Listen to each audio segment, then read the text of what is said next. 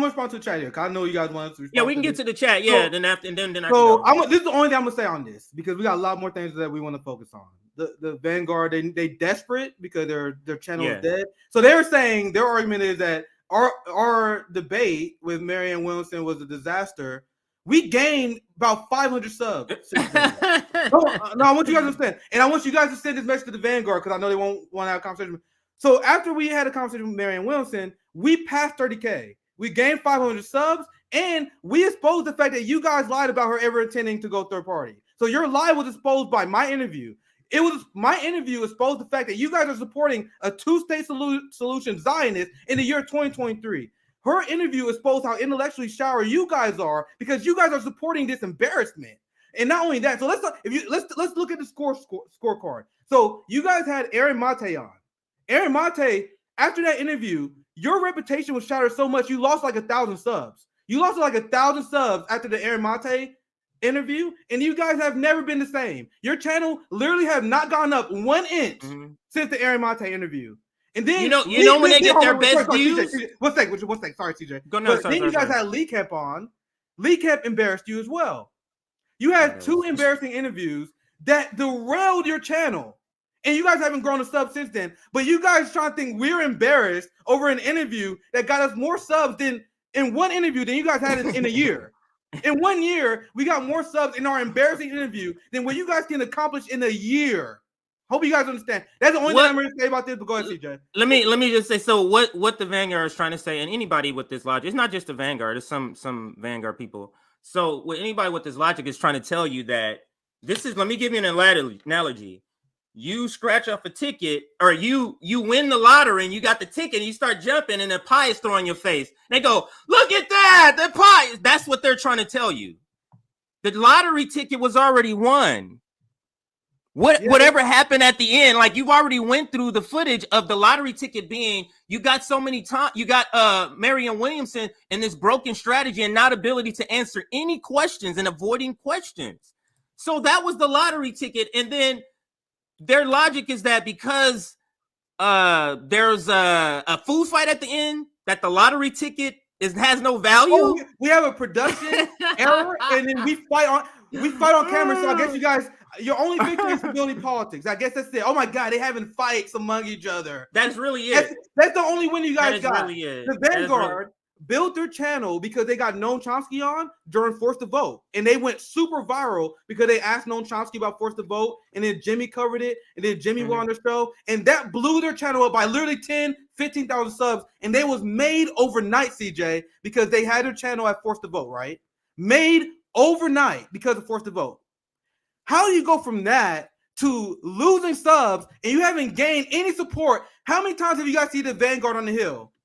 How many times did you guys see the Vanguard on RT? I've been on the Hill. Why you guys think the Vanguard don't invite these people on? Because everyone sees them as a serious. Literally everybody. Yeah. Literally no one would invite the Vanguard on the show. I've been on Lee Camp show. They had Lee Camp on. Lee Camp like, nigga, I ain't about to pay you on. You was on Monks, and then they never invite them on the show because everyone knows the Vanguard is embarrassing trash. Now they're so embarrassing in our tweet, and they got ratioed trying to talk shit about us.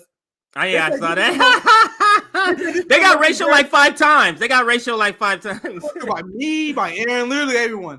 They said this is the most embarrassing thing I ever seen in my life. Said the channel who they were literally destroyed after their interview with Aaron Mate. They literally never recovered to the point where they turned their comments off. CJ, did we turn our comments off? After Marianne Williamson? We're like 1,500 comments from the yesterday's stream, like 1,500 or something. Not only did we not turn our comments off, Lovely was overwhelmingly positive. Yeah. Nigga, y'all were getting destroyed on your own. I remember it. I was seeing it live. Y'all was getting dismantled. I never knew this. Literally ruined your channel. Like y'all been still at 26,000 subs forever. But tell me more about how we're embarrassing. How we're embarrassed. Aaron Mate even clapped back and said, more embarrassing than you turning off the comments in your interview. You say this is the most embarrassing thing you ever seen. Apparently, you guys was embarrassed by this. And they're not playing the interview clip because they know they played the clip of our interview. It will show they lied about Marianne Williamson and her third-party support. Where in our interview, she directly said it's not a good strategy to go third party. So they're not gonna play the interview. They're gonna play the fight and the technical difficulty, and then pretend that's a got you. That's fine. Look at this. The last fine. thing. Look at the dislike bar before they took the dislike bar down.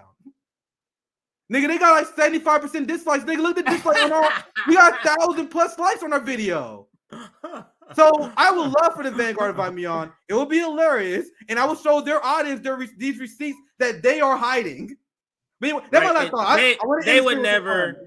Yeah, they're not serious. So we're just understand, people. This is all you're gonna get. We're not gonna do another stream and staying on them. This is it, because this is live and they're live doing their thing, and we're live doing our thing. That's why we're responding to this, because we saw Nick. This is what's funny. I think they are using how the white leftist like Majority Report uses uses Jimmy Dore for clicks. That's literally when they get their most views, is when they use Jimmy Dore. And the same thing, and Vanguard does the same thing. But now they understand if they put RBN in it. Yeah, because if you go look at it's their highest like videos in a while. Yeah. So now they understand. Oh, put RBN in your face. Your face appears like on 3 of their thumbnails yesterday, and now I guess they're gonna have one today. They love my face. They know they know people want to hear me speak. So I could do a live stream. I did Nick and Knight. Nick and Knight, literally a 1-hour foreign policy live stream, still have 400+ viewers live. The Vanguard, the only way they can get views is they talk about other people. I have people tune in to hear what I have to say. No one watches the Vanguard to hear what they have to say about an issue. They watch the Vanguard so they can see drama. No one, like I said, they're talk soup. They're talk soup. They're like Wendy Williams of the left. Like I said, they're the Wendy Williams of the left. If you want to go get the tea on or spiel on something, you go there. They support, all the things that white leftists believe makes them left, like just $15 minimum wage, unions, all the normal things, get corruption out, nothing structurally, nothing to the institutions, nothing like that, nothing like that, just, these basic things. I'm a leftist, like, we have to get out of our head that makes you a leftist. So that is actually centrist stuff in other countries. Yeah, so you guys, this is probably the last time I want to address it because it fits in the topic of the video and the reaction. But this is my message to the Vanguard, and you just said it. We're not doing more of these videos talking about you guys. If you guys make a video about us without inviting us on, I want you guys to call them out for it. I want you guys to go in their comments and be like, "Why are you making videos about RBN without inviting them on? You're a coward." Blow them up every single time they do that, and they will expose themselves by being afraid to talk to us. They was afraid to talk to Jackson Hinkle. Jackson Hinkle was begging to debate them, and they are so intellectually weak. They were afraid to debate Jackson Hinkle, which we did 2 times in a row. He's like, and then he asked to come on. He's like, "All right, come on, Jackson, any day, Jackson, if you want to come on and debate us about MAG communism when we were drinking MAG communism." Meanwhile, they are running for the hills against Jackson. They are afraid of Jackson Hinkle. Man, you're afraid to debate Jackson Hinkle, which they're not this. But why are you afraid to debate the guy that apparently a clown? Because they're not confident in their abilities. They know they only get views if they put certain people that are popular. Meanwhile, I can get views just by doing a foreign policy stream. That's all I need. I put China, put Russia, put anything in the title. 400+ people watch me because they want to hear my opinions. The Vanguard will never have that. Anyway, I need to super chat. Let me just say this before you put the super chat up. So you and I, let's say Shama Sawant is running. Let's say she's an American citizen born. And she's running for president. She does an interview with an independent network, and then at the end, the same thing happens. Are you and I going to analyze the fight at the end or the disruption at the end?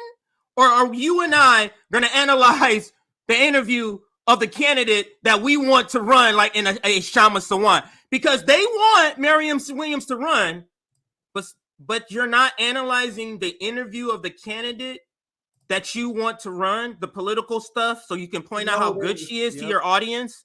That's what you're not going to do. Why don't you show your audience the person you want to run? Show your audience her answers. Say, look how good Marianne Williamson is. Look at that answer she gave that I agree with about being a Zionist. Why don't you do that to your audience?